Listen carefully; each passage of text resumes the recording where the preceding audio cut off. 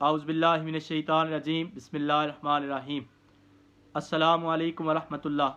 امید کرتا ہوں آپ اپنے اہل خانہ کے ساتھ خیر و عافیت سے ہوں گے۔ فتح باب نبوت پہ بے حد درود، ختم دور رسالت پہ لاکھوں سلام۔ آپ سمجھ گئے ہوں گے کہ میں کس موضوع پر ویڈیو بنانے جا رہا ہوں۔ ویڈیو کو سکپ نہ کیجیے گا، پورا دیکھیے گا۔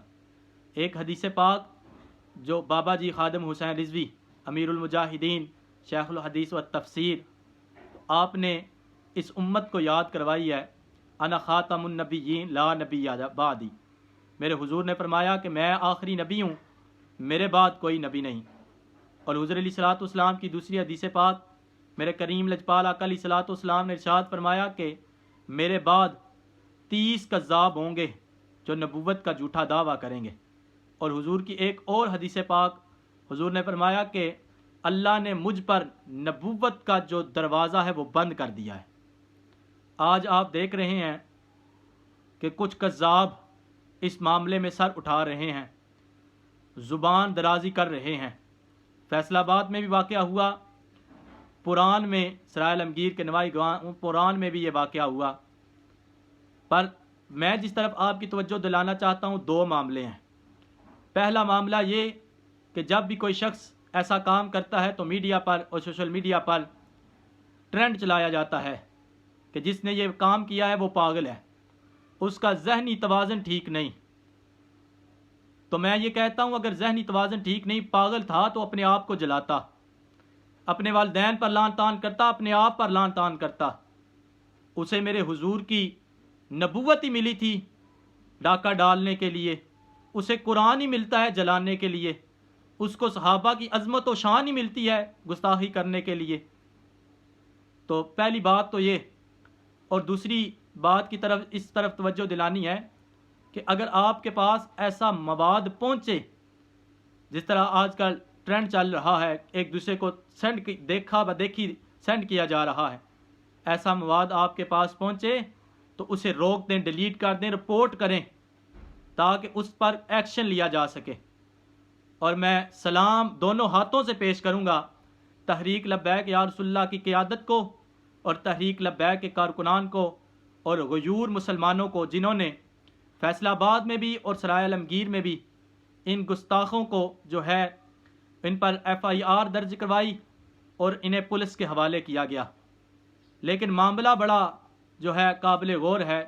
آج سے پہلے بھی اگر آپ دیکھیں تو ہزاروں کی تعداد میں ہماری عدالتوں میں ایسے کیس پینڈنگ میں موجود ہیں جن کے کوئی فیصلے نہیں کیے جا رہے۔ کوئی جج، کوئی وکیل اس فیصلے کو ماننے کو تیار نہیں، ثابت ہو چکے ہیں۔ اور اگر دروازے نہ کھولے جاتے، میں اشارہ کر رہا ہوں، اگر آج سے پہلے دروازے نہ کھولے جاتے تو میں یقیناً کہہ سکتا ہوں اگر ایک کو تختہ دار پر لٹکایا جاتا، آپ نے ایک عاشق رسول کو تو تختہ دار پر لٹکا دیا تھا، لیکن اگر ایک آسیہ ملونہ کو یا اس جیسی ایک عورت کو یا اس جیسے کسی مرد کو لٹکا دیا جاتا تو یقین مانے کئی صدیاں بیت جانی تھی، کسی نے میرے حضور کی نبوت پر آنکھ اٹھا کے بھی نہیں دیکھنا تھا۔